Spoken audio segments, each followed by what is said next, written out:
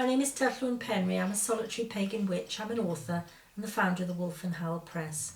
And today I'm going to chat to you a little bit about, it's really following on from the previous building a personal mythology. It's doing a little bit more of that kind of work, but taking it a little bit wider now. Where do we look? Seeing the bigger picture.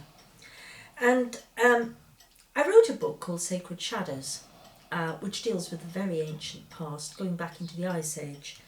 And nothing really prepared me for the way it would change me, you know, digging around into the ancient past.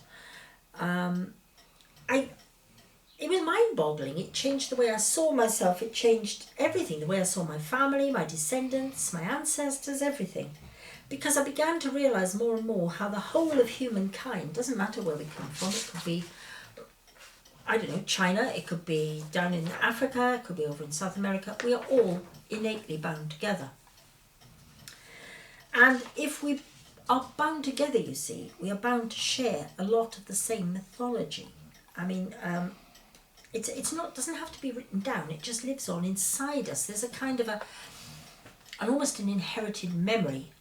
And Carl Jung believed that history, I'm reading this bit because I'll get it wrong, history could be constructed just as easily from one's own unconscious as from actual texts. And, you know, we have to think about that, what that means, because we're sort of zooming back, we're bypassing all the studies and the books, and we're going to try and waken that sleeping giant we call the unconscious. The unconscious is a bit like, if you think of it all as a sandwich, where you have the unconscious at the bottom, the subconscious is the filling, and the conscious, the everyday world, is really at the top. So we're going down very deep indeed. We're not looking at history in the sort of the exterior world. We're looking at the lived state that we're in. Sounds a bit complicated, but it isn't really. I'm going to try and explain it to you, you know. It's a bit like life-saving, you know. You're trying to awaken something. You're trying to make it breathe again. You're bringing it out. And once it knows that we want to engage with it, you know, it might even cooperate. We haven't had much practice with it, most of us, but, you know. And if we really are vessels of history, if we really carry the history within us, we're not just actors on the stage, we're actually carrying history inside us, well then we have to make this history come alive. We have to try and find it. And that means listening all the time, looking, using all our senses, because our ancestors had to. We don't have to use our senses so much anymore. We don't need to. Everything is taken care of. But if you're out in the wilds, if you're somewhere where you're lost, you're really, you know, you're looking more, you're listening more, you're smelling things more. It's there, it's starting to awaken. Well, we can do this on an everyday basis. We can go out, we can, at the moment, I don't know whether you'll actually hear it on this video, but the birds are chattering just outside my window. You listen to it, you learn which birds say which sound, so you know who's there, even if you can't see them. You learn to smell. The earth after rain has a totally different smell. Wet ivy has and wet brambles, they have a terribly distinctive smell. You know, we need to try and do things. If you get a chance to sit around a bonfire, give it a go. Scry in the flames. It doesn't have to be a big bonfire. I'm going to set fire to the mountain or anything like that. You know, you look for pictures in the flames. You go out looking for blackberries.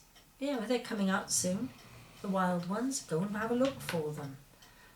Cook with them. Find recipes for elderflowers, elderberries, whatever you want to use. You know, go and sort of look for nuts, hazelnuts. They cost cob nuts, they call them in the shops. They charge an awful lot of money for them. You can find them growing wild. They're on the steps going down to the station up here. You can find these things. Give it a go. You don't even have to pick them and eat them, but at least be aware of them, what they are, where they are. Learn to make sort of sounds like, you can pick up a blade of grass. I haven't got one here to demonstrate, but you can pick up a blade of grass and you can hold it like that at the top, the pointy end, and run it down like that.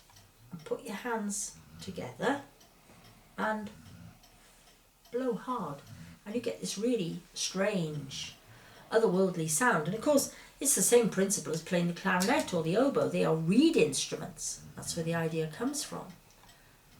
So you can do it. And if you can't do that, well, blow the top of a bottle.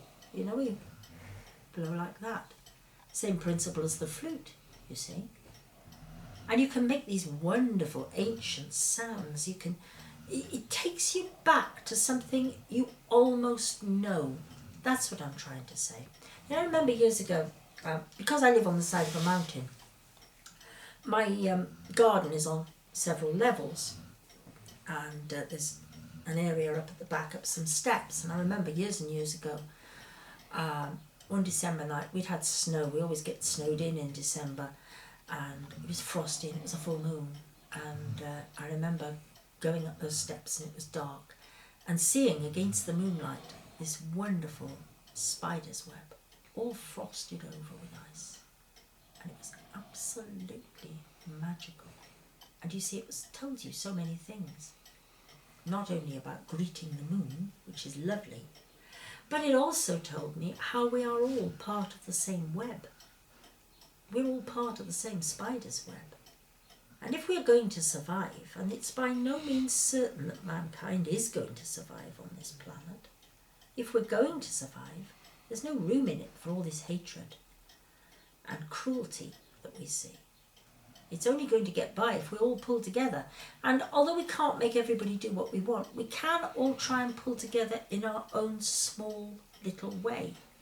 You might find there isn't a single human being you know that you can rely upon to pull together with you. Well, fine. You know, pull together with your cat. Pull together with your garden. Work with your garden. Work with whatever you happen to have. Because this is a part of being a witch, you see. People think being a witch is just about casting spells or being witchy or wearing the right robes or what have you. And it's a lovely part of it, but it's not the only part. There are other things too, much deeper things that I'm trying to teach you and show you. Well, show you, not teach you really. I wouldn't trust me as a teacher really. I think we have to teach ourselves. Certainly my father always told me, if you want to accept discipline, you have to discipline yourself, he said. And the same with education. If you can't find an education, you've got to learn to educate yourself, which is very hard. It takes a long time. But anyway, enough of me rabbiting on. I hope you've enjoyed it. Look out for the spider's webs, the full moons and the berries. Have fun. Goodbye.